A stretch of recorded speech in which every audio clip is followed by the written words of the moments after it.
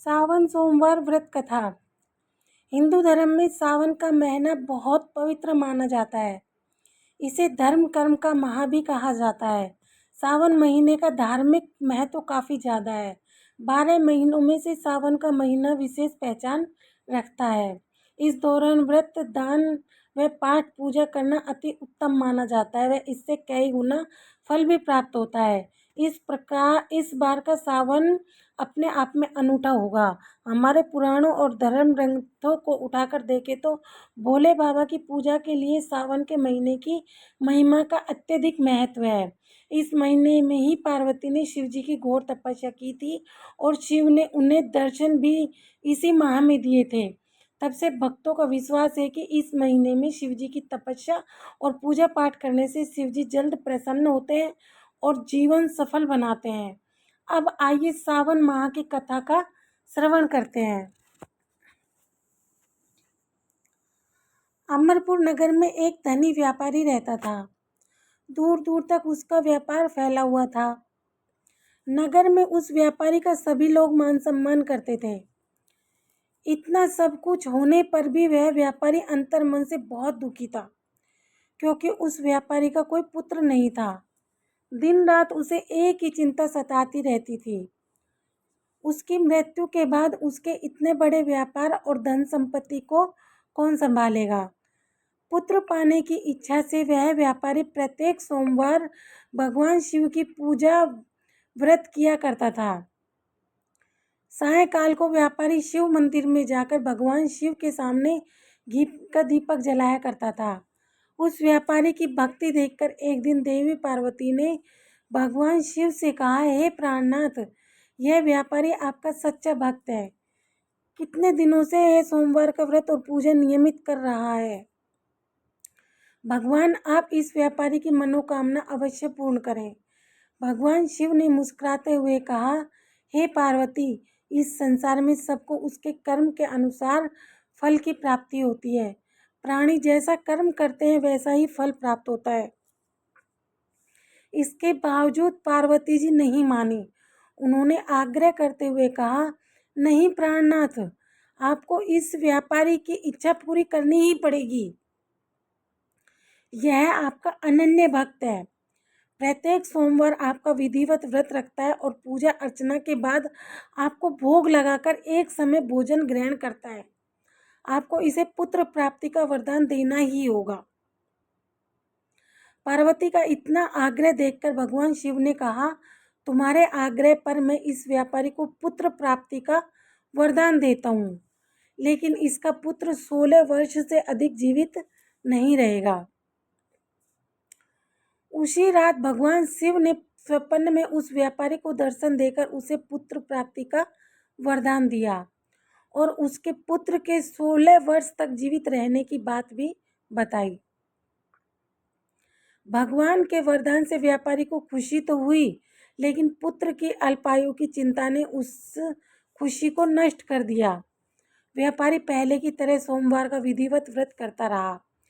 कुछ दिनों पश्चात उसके घर अति सुंदर पुत्र उत्पन्न हुआ। पुत्र जन्म से व्यापारी के घर में खुशियां भर गई। बहुत धूमधाम से पुत्र जन्म का समारोह मनाया गया। व्यापारी को पुत्र जन्म की अधिक खुशी नहीं हुई, क्योंकि उसे पुत्र की अल्पायु के रहस्य का पता था। यह रहस्य घर में किसी को नहीं मालूम था। विद्वान ब्राह्मणों ने उस पुत्र का नाम अमर रखा। जब अमर 12 वर्ष का हुआ तो शिक्षा के लिए उसे वाराणसी भेजने का निश्चय हुआ। व्यापारी ने अमर के मामा दीपचंद को बुलाया और कहा कि अमर को शिक्षा प्राप्त करने के लिए वाराणसी छोड़ाओ। अमर अपने मामा के साथ शिक्षा प्राप्त करने के लिए चल दिया। रास्ते में जहाँ भी अमर और दीपचंद रात्रि विश्राम करने के लिए ठहरते, वहीं यज्ञ करते और ब्राह्मणों को भोजन कराते थे। लंबी यात्रा के बाद अमर और दीपचंद्र एक नगर में पहुंचे। उस नगर के राजा की कन्या के विवाह की खुशी में पूरे नगर को सजाया गया था। निश्चित समय पर बारात आ गई, लेकिन वर का पिता अपने बेटे के एक आंख से काने होने के कारण बहुत चिंतित था। उसे इस बात का भय सता रहा था कि राजा को इस बात का पता चलने पर वह कहीं विवाह से इनकार न कर दे, इससे उसकी बदनामी होगी। वर के पिता ने अमर को देखा तो उसके मस्तिष्क में एक विचार आया। उसने सोचा क्यों न इस लड़के को दूल्हा बनाकर राजकुमारी से विवाह करा दूंगा और राजकुमारी को अपने नगर में ले जाऊंगा। वर के पिता ने इस संबंध में अमर और दीपचंद से बात की। दीपचंद ने धन मिलने के लालच में वर के पिता की बात स्वीकार कर ली। अमर को दूल्हे के वस्त्र पहनाकर राजकुमारी चंद्रिका से विवाह करा दिया गया। राजा ने बहुत सारा धन देकर राजकुमारी को विदा किया। जब अमर लौट रहा था तो सच नहीं छिपा सका और उसने राजकुमारी की ओढ़नी पर लिख दिया, राजकुमारी चंद्रिका, तुम्हारा विवाह तो मेरे साथ हुआ था। मैं तो वाराणसी में शिक्षा प्राप्त करने जा रहा हूँ। अब तुम्हें जिस नवयुवक की पत्नी बनना पड़ेगा वह एक आंख से काना है। जब राजकुमारी ने अपनी ओढ़नी पर लिखा हुआ पढ़ा तो उसने काने लड़के के साथ जाने से इनकार कर दिया। राजा ने सब बातें जानकर राजकुमारी को महल में रख लिया। उधर अमर अपने मामा दीपचंद के साथ वाराणसी पहुंच गया। अमर ने गुरुकुल में पढ़ना शुरू कर दिया। जब अमर की 16 वर्ष की आयु पूरी हुई तो उसने एक यज्ञ किया। यज्ञ की समाप्ति पर ब्राह्मणों को भोजन कराया और खूब अन्न वस्त्र दान किए। रात को अमर अपने शयन कक्ष में सो गया। शिव के वरदान के अनुसार शयनावस्था में ही अमर के प्राण पक्षी उड़ गए। सूर्योदय पर मामा अमर को मृत देखकर रोने पीटने लगा। आसपास के लोग भी एकत्र होकर दुख प्रकट करने लगे। मामा के रोने बिलाप करने के स्वर समीप से गुजरते हुए भगवान शिव और पार्वती ने भी सुने। पार्वती जी ने भगवान से कहा, प्राणनाथ, मुझसे इसके रोने के स्वर सहन नहीं हो रहे। आप इस व्यक्ति के कष्ट अवश्य दूर करें। भगवान शिव ने पार्वती जी के साथ अदृश्य रूप में समीप जाकर अमर को देखा तो पार्वती जी से बोले, पार्वती, यह तो उसी व्यापारी का पुत्र है। मैंने इसे 16 वर्ष की आयु का वरदान दिया था। इसकी आयु तो पूरी हो गई।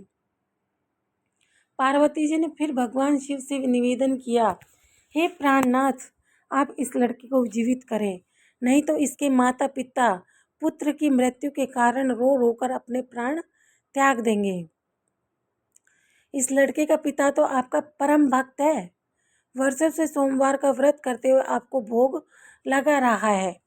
पार्वती के आग्रह करने पर भगवान शिव ने उस लड़के को जीवित होने का वरदान दिया और कुछ ही पल में वह जीवित होकर उठ बैठा। शिक्षा समाप्त करके अमर मामा के साथ अपने नगर की ओर चल दिया। दोनों चलते हुए उसी नगर में पहुंच गए जहां अमर का विवाह हुआ था। उस नगर में भी अमर ने यज्ञ का आयोजन किया। समीप से गुजरते हुए नगर के राजा ने यज्ञ का आयोजन देखा। राजा ने अमर को तुरंत पहचान लिया। यज्ञ समाप्त होने पर राजा अमर और उसके मामा को महल में ले गया और कुछ दिन उन्हें महल में रखकर बहुत सारा धन वस्त्र देकर राजकुमारी के साथ विदा किया। रास्ते में सुरक्षा के लिए राजा ने बहुत से सैनिकों को भी साथ भेजा। दीपचंद ने नगर में पहुंचते ही एक दूत को घर भेजकर अपने आगमन की सूचना भेजी। अपने बेटे अमर के जीवित वापस लौटने की सूचना से व्यापारी बहुत प्रसन्न हुआ। व्यापारी ने अपनी पत्नी के साथ स्वयं को एक कमरे में बंद कर रखा था।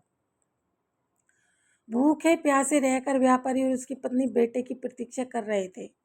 उन्होंने प्रतिज्ञा कर रखी थी कि यदि उन्हें अपने बेटे की मृत्यु का समाचार मिला तो दोनों अपने प्राण त्याग देंगे। व्यापारी अपनी पत्नी और मित्रों के साथ नगर के द्वार पर पहुंचा। अपने बेटे के विवाह का समाचार सुनकर पुत्र वधू राजकुमारी चंद्रिका को देखकर उसकी खुशी का ठिकाना न रहा। उसी रात भगवान शिव ने व्यापारी के स्वप्न में आकर कहा, हे श्रेष्ठी, मैं तेरे सोमवार के व्रत करने और कथा सुनने से प्रसन्न होकर तेरे पुत्र को लंबी आयु प्रदान की है। व्यापारी बहुत प्रसन्न हुआ। सोमवार का व्रत करने से व्यापारी के घर में खुशियां लौट आई। शास्त्रों में लिखा है कि जो स्त्री पुरुष सोमवार का विधिवत व्रत करते और व्रत कथा सुनते हैं उनकी सभी इच्छाएं पूरी होती हैं। शिवलिंग पर जल चढ़ाने से कौन से फल की प्राप्ति होती है? आज आप श्रवण करेंगे दुख दरिद्र का नाश करने वाले भोलेनाथ की पौराणिक कथा। यह कथा शिव महापुराण में वर्जित है। शिव पुराण में कहा गया है कि जो भक्त इस कथा को शांत मन से भक्ति भाव से सुनता है तो उसकी जन्मों की दुख दरिद्र समाप्त हो जाती है, दरिद्र धनवान हो जाते हैं, रोगी रोग मुक्त हो जाते हैं, भाग्य का द्वार खुलता है। शिवलिंग पर जल चढ़ाने से किस प्रकार फल की प्राप्ति होती है, आइए श्रवण करते हैं। शिवजी माता पार्वती की कल्याणकारी कथा। यदि आपने यह कथा पूरे अंत तक सुन लिया तो यकीन आपको अपनी परेशानियों के हल, भगवान के प्रति श्रद्धा और भक्ति 100 गुना ज़्यादा बढ़ जाएगी। तो इसलिए कथा को पूरे मन से सुने। कथा को पूरा सुनने से लाभ मिलता है और आधा अधूरा सुनने से भगवान का अपमान होता है। साथ ही आप सभी वीडियो को एक लाइक करके ओम नमः शिवाय या हर हर महादेव कमेंट में जरूर लिखें। शिव महापुराण के अनुसार एक गांव में एक गरीब ब्राह्मण अपनी पत्नी व पुत्र के साथ रह रहा था। उसके पुत्र का नाम सोमदत्त था। वह गरीब बूढ़ा ब्राह्मण नित्य शिव जी को जल चढ़ाया करता था और उसकी पत्नी ब्राह्मणी को यह सब बिल्कुल भी पसंद नहीं था। प्रिय भक्त, दरअसल ब्राह्मणी पहले बहुत पूजा पाठ करती थी, व्रत उपवास सब कुछ करती थी। इतना सब कुछ करने के बाद भी उसकी गरीबी दूर नहीं हो रही थी। जब ब्राह्मण जवान था तो कहीं से कथा सुनकर पूजा पाठ करके दक्षिणा लाता, उसी से उसका गुजारा होता था। फिर भी ब्राह्मणी इस आस में पूजा पाठ करती थी कि कभी ना कभी उसकी गरीबी दूर होगी, किंतु उसके पूजा पाठ का कोई फल नहीं मिला। अब तो ब्राह्मण बूढ़ा हो गया था। उसमें इतनी शक्ति नहीं थी कि वह कहीं गांव में जाकर कथा कराए। वह बीमार रहने लगा। घर में कमाने वाला कोई भी नहीं था। ब्राह्मण का बेटा सोमदत्त गुरुकुल में पढ़ा करता था। अब ब्राह्मणी के घर में खाने के लाले पड़ गए तो वह गुस्से से पूजा पाठ करना छोड़ देती है और ब्राह्मण को भी पूजा पाठ करने से मना कर देती है और कहती है कि भोलेनाथ और अन्य देवताओं की पूजा करते करते जवानी से बुढ़ापा आ गया, लेकिन भगवान ने हमारी गरीबी दूर नहीं की, उल्टा अब तो दाने दाने के मोहताज हो गए हैं। अरे मेरी ही मति मारी गई थी कि मैंने दिन रात उपवास व्रत किया, जब तक मैं अपने शरीर को सुखा दिया। अब क्या देगा तुम्हारा शिव जो तुम शिवलिंग पर जल चढ़ाया करते हो। प्रिय श्रोताओं, ब्राह्मणी की बातों को सुनकर ब्राह्मण कुछ नहीं कहता था। उसे तो अपने आराध्य भोलेनाथ पर पूरा विश्वास था। अब ब्राह्मण का बेटा अपनी शिक्षा पूरे करके गुरुकुल से वापस अपने घर आ गया और अपने माता पिता की सेवा करने लगा। एक दिन की बात है, सोमदत्त शिव मंदिर में अपने पिता के साथ पूजा पाठ कर रहा था और वहीं पर शिव भक्तों को कथा सुनाने लगा। वह कहता है कि जो भक्त भगवान शिव की कथा को सुनते हैं और उसके मन में जो इच्छा रहती है, भोलेनाथ उसकी मनोकामना अवश्य पूरी करते हैं। प्रिय श्रोता, दो सोमदत्त की यह बातें मंदिर में पूजा करने आए उसी राज्य के राजा ने सुन लिया और उसे यह बात बहुत ही अच्छी लगी और उसने सोमदत्त को अपने यहाँ राजकुमारी को कथा सुनाने के लिए नौकरी पर रख लिया। अब सोमदत्त प्रतिदिन राजा की लड़की को कथा सुनाने जाया करता था। वहाँ से दक्षिणा में जो मिलता उसमें ही वह अपने परिवार का पालन पोषण करने लगा। इस पर ब्राह्मणी भी खुश नहीं थी। उसने कहा, मुझे अपने बच्चे के भविष्य की चिंता है। हमारा जीवन तो जैसे तैसे कट गया, लेकिन मेरे पुत्र का जीवन अभी बाकी है। हमारे मरने के बाद उसका क्या होगा। हमारी भक्ति पूजा पाठ का फल लगता है, कभी नहीं मिलेगा। क्या भोलेनाथ को मेरा दुख दिखाई नहीं देता। मेरा पुत्र राजा के घर में से जो कुछ लेकर आता है, माना कि उससे हमारे पूरे परिवार का पेट भर जाता है, किंतु और भी आवश्यकताएं हैं, कैसे पूरी होंगी। ईश्वर ने अपनी आंखें क्यों बंद कर रखी है। क्या मेरे पुत्र को हमारे तरह गरीबी ही में ही रहना पड़ेगा। ब्राह्मण और ब्राह्मणी की ये बातें करुणा पुकार जब माता पार्वती ने सुना तो उन्होंने शिव जी से कहा कि हे देव, हे महेश्वर, आप सर्वज्ञ हैं, आप क्यों इन दोनों की परीक्षा ले रहे हैं प्रभु। ब्राह्मण आपका परम भक्त है, अब आप उसके दुख का नाश करें प्रभु, अन्यथा यह ब्राह्मण कहीं आपकी पूजा करना बंद ना करते, कहीं उसके मन में आपके प्रति विश्वास समाप्त ना हो जाए।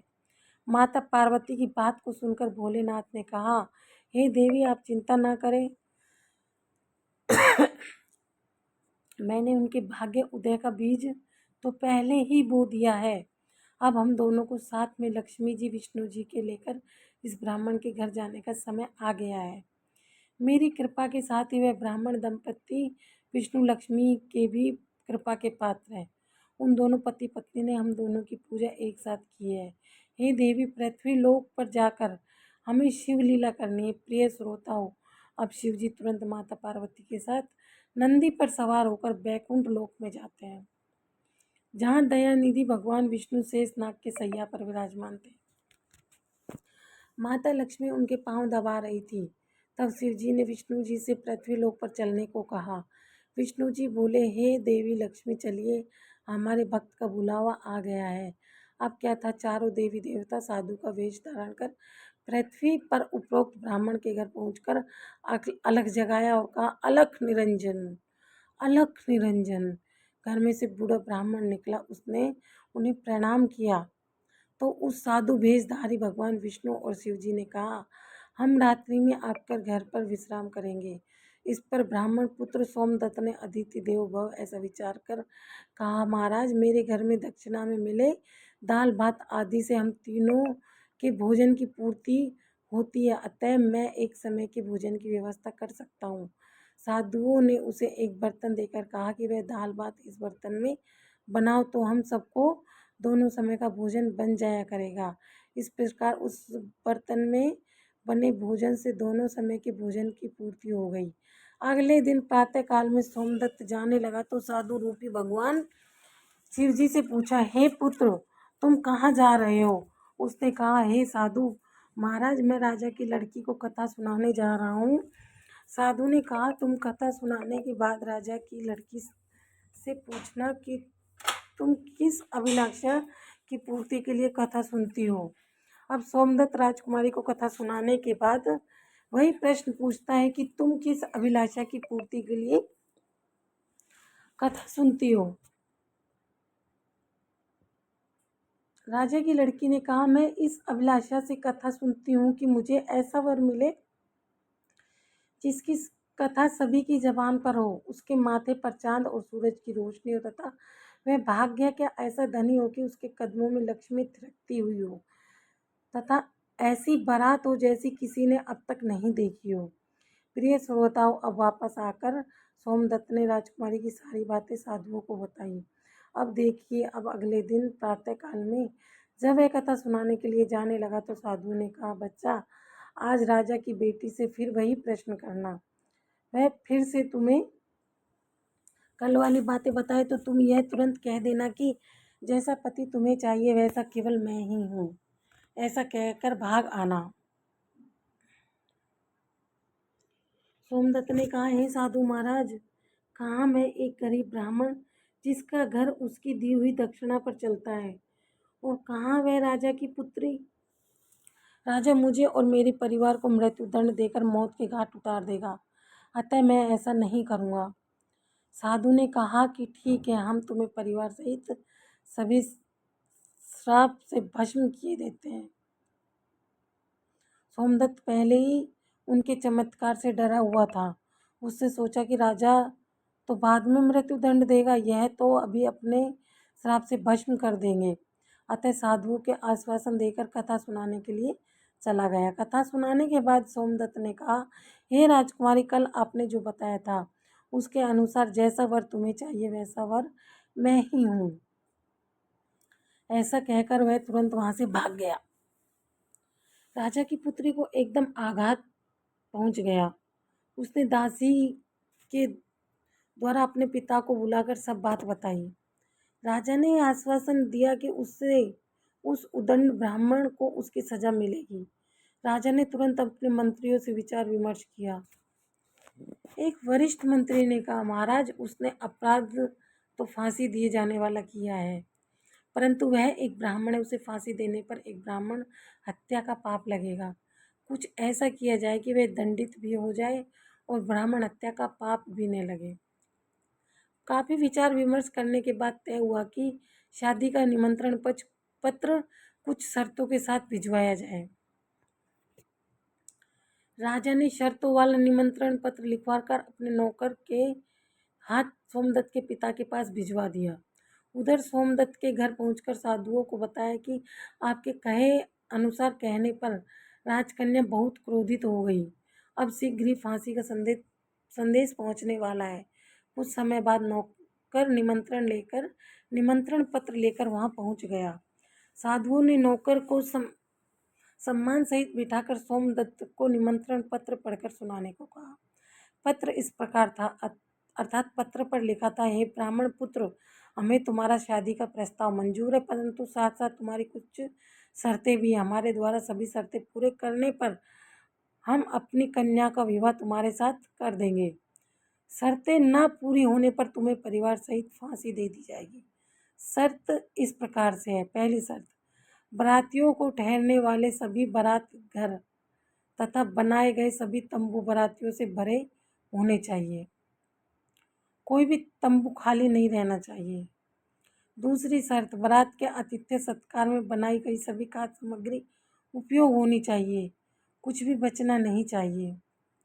तीसरी शर्त, ऐसी अद्भुत बारात आनी चाहिए जिसकी प्रशंसा हर व्यक्ति के जबान पर हो। बारात आने पर यदि कोई शर्त अधूरी होगी तो बारात में आने वाले सभी बारातियों को फांसी दे दी जाएगी। पत्र पढ़कर सोमदत्त डर से कांपने लगा। साधुओं ने कहा, तुम डरो नहीं, नौकर को भोजन खिलाकर पत्र का उत्तर देकर विदा करो और पत्र में लिखो कि आप विवाह की तैयारी करें, हम फला दिन बारात लेकर आ रहे हैं। नौकर को भोजन में दाल भात परोसा गया। नौकर की थाली में चमत्कार से 36 प्रकार का भोजन बन गया। विदाई में साधुओं ने जो कि साधु के वेश में भोलेनाथ और विष्णु जी थे, उस नौकर को मुट्ठी भर धूनी की राख पत्र देकर विदा किया। बाहर आकर नौकर ने देखा कि वे राख नहीं हीरे मोती हैं। वह बहुत खुश हुआ। राजा ने सकारात्मक उत्तर प्राप्त होने पर विचार किया, वह गरीब ब्राह्मण जिसके भरोसे ऐसा कर रहा है, क्या कोई दुश्मन राजा उसका साथ दे रहा है? यही सोचकर राजा ने शहर के तमाम बारात घर सजवा दिए और अनेकों तंबू लगवा दिए। राजा का विश्वास था कि अधिक आदमी न आने के कारण वह शर्त हार जाएगा। सोमदत्त अपनी बारात में चलने के लिए जिसे भी कहता वही उसे यह कहकर मना कर देता कि नहीं, तुम्हारा तो अंतिम समय आ गया है, हम बारात में तुम्हारे साथ मरने के लिए क्यों जाएं? ऐसी बात सुनकर वह बहुत ही परेशान था। शादी वाले दिन सोमदत्त को परेशान देखकर साधुओं ने कहा, पुत्र, आज तुम्हारा विवाह है और तुम परेशान हो रहे हो, तैयार होकर हमारे साथ चलो। तुम किसी भी बात की चिंता मत करो, हम तुम्हारे साथ हैं। सोमदत्त ने भाग्य में जो लिखा है वही होगा, यही सोचकर तैयार होकर साधुओं के साथ चल दिया। भगवान शिव जी ने इस बारात में चलने के लिए सभी देवताओं को मनुष्य रूप में आमंत्रित कर दिया तथा भूत प्रेत व अन्य गणों को भी शादी में बुला लिया, जिसके कारण सभी बारात घर में लगाए गए सभी तंबू भर गए। इसके बाद भी कुछ बाराती बिना तंबू के रह गए। देखो भगवान का कमाल। राजा के पास सूचना भिजवाई गई कि बारातियों के ठहरने का और प्रबंध कराया जाए। सूचना मिलने पर राजा ने विचार किया कि कहाँ से इतने बाराती आ गए, चलकर देखना चाहिए। फिर क्या था, राजा तुरंत वहां पहुंचा। राजा को आया देखकर शिव जी ने शुक्र व शनि जी को बच्चे के रूप में बनाकर भूख के कारण रुला दिया। देखो भगवान का चमत्कार। राजा ने दो बच्चों को रोते हुए देखकर पूछा कि ये बच्चे क्यों रो रहे हैं। साधु बने शिव जी ने कहा, इन्हें भूख लगी है राजन। राजा ने उन बच्चों को खाना खिलाने के लिए भेज दिया। कुछ समय बाद राजा के कर्मचारी ने आकर बताया कि महाराज, वे दोनों बच्चे तो सारा का सारा खाना खा गए हैं और फिर भी भूख भूख चिल्ला रहे हैं। ऐसा सुनकर राजा बहुत परेशान हुआ।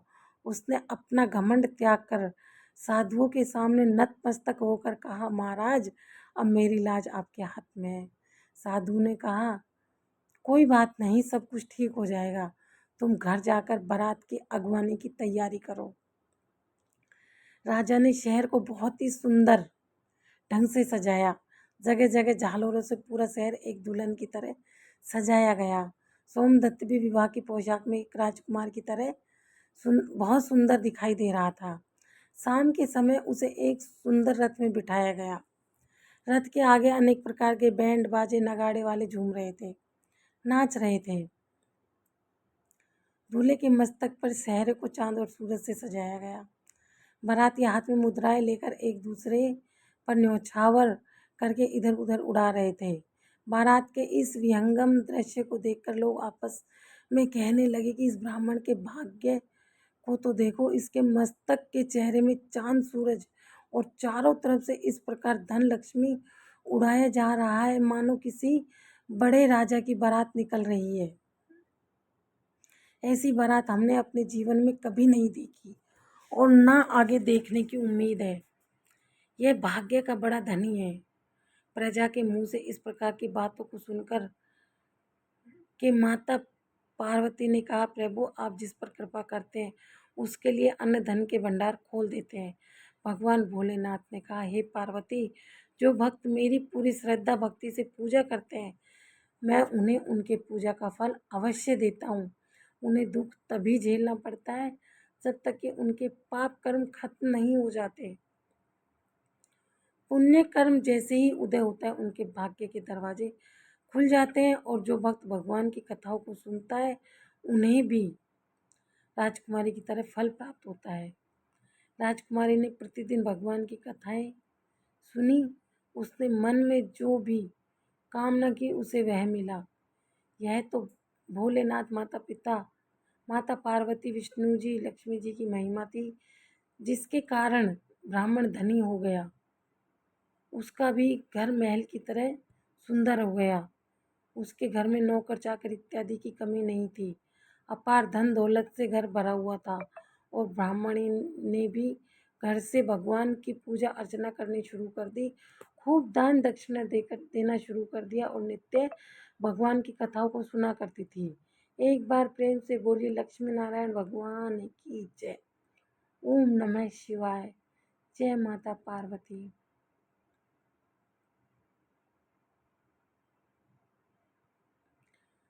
हर हर महादेव। अगर वीडियो पसंद आई तो हमारे चैनल को सब्सक्राइब करें। धन्यवाद दोस्तों।